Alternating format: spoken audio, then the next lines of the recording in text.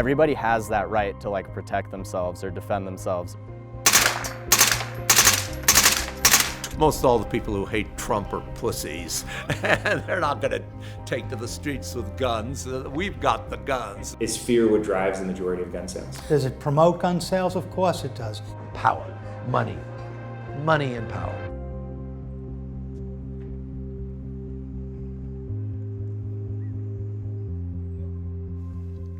Okay, so we both got ARs right now. Yes. And so we're gonna see the difference of how they sound, like with a suppressor, silencer, one without.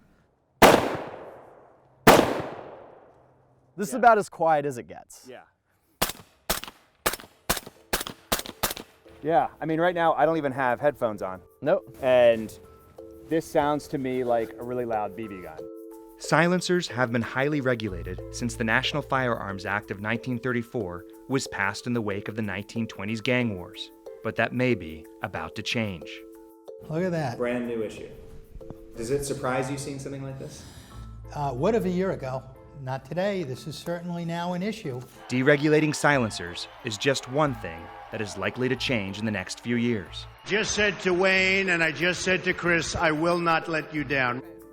The National Rifle Association threw more money behind Donald Trump's campaign than any previous presidential candidate, and more than any pro-Trump super PAC. Congratulations, Mr. President. Now, the Trump era of gun rights is here. Well, the election of President Trump was really bad for the cause of stopping gun violence in this country. We've been on offense for the last 4 years here, but now we're going to have to stop some really bad things happening.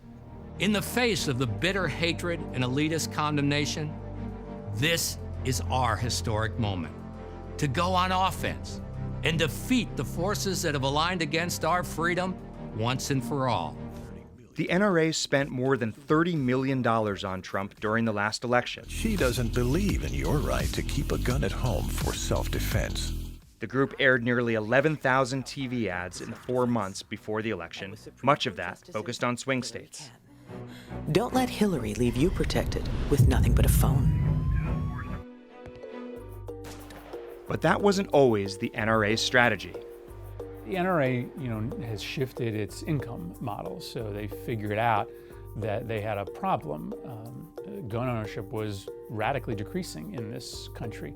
Half of Americans owned guns in 1978, and today, right around a third of Americans own guns. So the NRA, in cahoots with the gun industry, helped change the model of the industry to keep it alive, to keep it afloat, to make sure that it could continue to fund the NRA. The NRA used to be an enlightened organization that was about protecting hunters, protecting our Second Amendment rights, but then they were taken over by the gun manufacturers, and they became simply a mouthpiece for profit. And these are, merchants of death at the end of the day. After Wayne LaPierre took over as CEO of the NRA in 1991, the organization became more partisan. Hillary will lie about anything to get elected. Gun owners care deeply about the guns they own and their future availability to buy more of them. They will vote for you or against you on this single issue.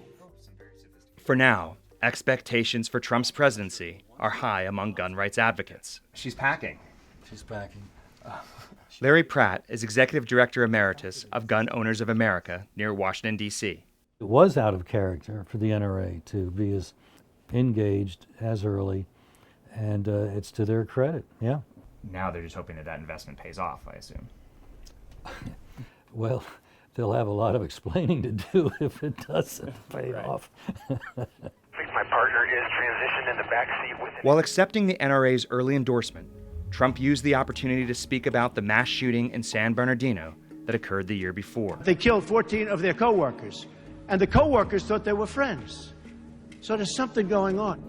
After the attack, Trump called for a Muslim ban that he followed up with an executive order during his first days in office.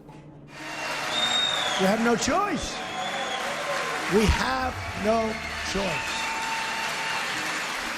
Since the election of President Obama, there has been a pretty slow, methodical, planful campaign of Islamophobia in this country. I think Republicans and supporters of the NRA generally are always trying to steer the conversation away from guns.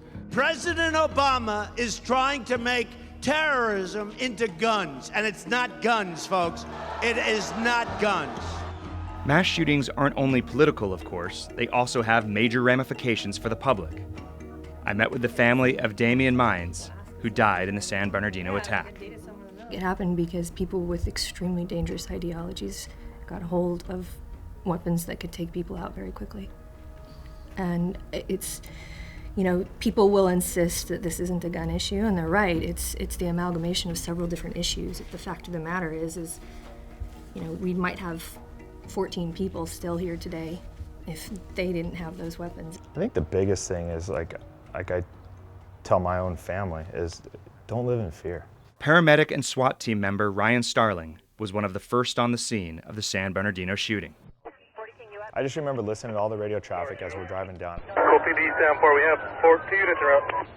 I went to the back door that day. You could hear moans, cries, screaming. You could smell the gunpowder. Active shooters a new occurrence. We really didn't have any active shooter policies until after Columbine. There wasn't a need. I mean, there's been prior cases before, but not to that extent. Mass shootings have fueled gun sales, with stock prices jumping after each one. Is fear what drives the majority of gun sales? Does it promote gun sales? Of course it does. It can be fear of crime. It can be fear of the government restricting them further. There's lots of different kinds of fear. True to form, gun sales surged after the San Bernardino attack. But Californians also voted to pass one of the most restrictive gun measures in the country, backed by California Lieutenant Governor Gavin Newsom. I also expect to see those states like California punching above their weight. So the whole movement is not dissimilar to marriage equality. It's going to be a bottom-up movement, not a top-down. After the election, the NRA has called on Congress to undermine state laws like the one passed in California. If the anti-gun forces can get away with sanctuary city-type exclusions, where they unilaterally defy the rights of American citizens, then your Second Amendment protections only exist if your local government recognizes them. In addition to silencers, the wish list for gun rights advocacy groups includes ending gun-free zones, expanding concealed carry, allowing banned firearms from overseas, and deregulating sawed-off shotguns. In Los Angeles, I met with Sean Brady, a lawyer who represents the NRA in California. He's looking forward to the organization's first steps under a Trump presidency. Concealed weapon reciprocity would be a good thing. Another thing would probably be what I like to call the Hearing Protection Act, and that would be allowing suppressors on firearms. If the Hearing Protection Act is passed, silencers would be allowed to be sold over the counter alongside guns at gun shops. Shortly before Trump was elected, his son Donald Trump Jr. visited the CEO of Silencer Co., a company that manufactures silencers. The CEO is a member of Trump's Second Amendment coalition, of which Donald Jr. is the co-chair. We talked about the Hearing Protection Act. Do you think that that's something that he will sign? We want to go through Congress. We want to do it the right way. I met up with Knox Williams, head of the lobbying group working to deregulate silencers and rebrand them as suppressors. So what we're going to do is show you the difference between suppressed and unsuppressed gunshots. Knox was in Washington, D.C. to meet with the NRA, but we were told we couldn't come along. The NRA didn't respond to our repeated requests for on-camera interviews. Do you think it's about to get a lot easier for people to get suppressors? I think it potentially could. We're working on the Hearing Protection Act, and our goal is to remove suppressors from the National Firearms Act and treat them like any other firearm. That's the industry's pitch. It's not a tool for spies and assassins. This is some James Bond shit right here. Instead, it's all about hearing protection. The reality of what these things do is they don't eliminate the noise, they mitigate it. These are mufflers for a firearm.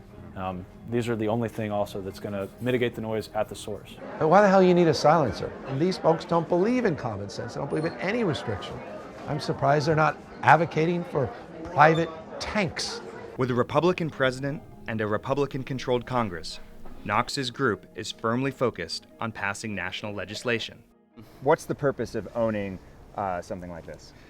The main thing is it just makes shooting like a more pleasant experience. Because it seems to me like you just went through, you've got everything that you want. Right? Yeah, pretty much, but it costs a lot of extra money and a lot of extra time. But right now you got a silencer / suppressor. Yeah. You have one and it's legal. Yep. So what's the problem? Well, if I wanted to get any more, I got to go through the process again.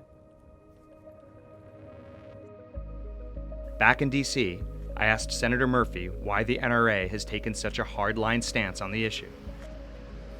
I don't read evil motives into the hearts of the folks that run these organizations or my colleagues who I disagree with. I think they are just totally backwards in their belief that we will make this country safer through gun control Darwinism, essentially loading up everybody with weapons and hoping in the end that the good guys shoot enough of the bad guys. If we had guns on the other side, it wouldn't have been that way. I would have, boom. If we had guns on the other side, it wouldn't have been that way. The gun has become a symbol of far more than just the gun as an issue in and of itself.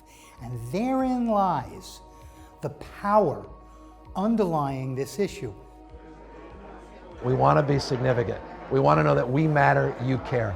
In a world where you don't think I matter and you don't give a damn about me, man, having a gun, all of a sudden that makes me somebody.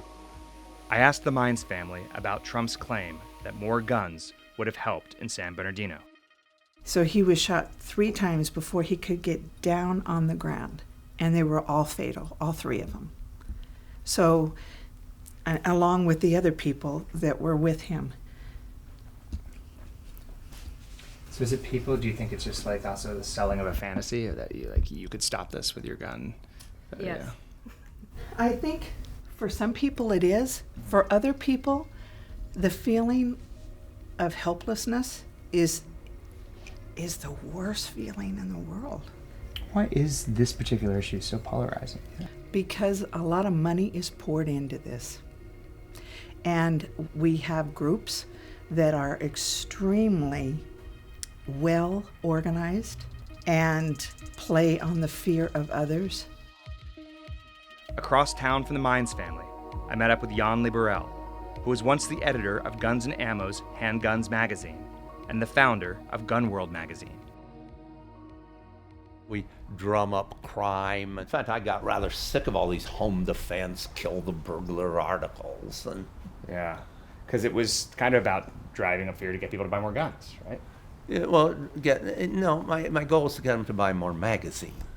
Jan told us that over the decades, their articles shifted from being about hunting and marksmanship to a focus on home defense, survivalism, and a distrust of government. Romance has always governed a lot of this, and I think a lot of these guys who buy them imagine themselves foiling some terrorist plot, sort of like Bruce Willis always does or did, and things of that sort. Do you think that men buy guns to make themselves feel powerful? Oh, sure. Yeah. Well, it makes me feel powerful. This is a quintessential American issue. It's about having the power to over the state. I don't mind if the government fears the people. I think that's a good thing. The government ought to fear the people. Why did you vote for Trump? I never thought much of Trump beforehand, reality show buffoon, sort of a greedy egomaniac and whatnot. And then when I began hearing him, he made a lot of sense to me. He spoke logic and truth, I thought. Yeah. And he was pro-gun. Are you expecting any breakdown of order? Nah, because frankly, if I can be crude, most all the people who hate Trump are pussies. And they're not going to take to the streets with guns. We've got the guns. Our full documentary series takes on issues like the controversy over high-powered assault weapons, smart gun technology, and guns in schools. Make sure to check out our entire series and subscribe to AJ Plus to watch more docs.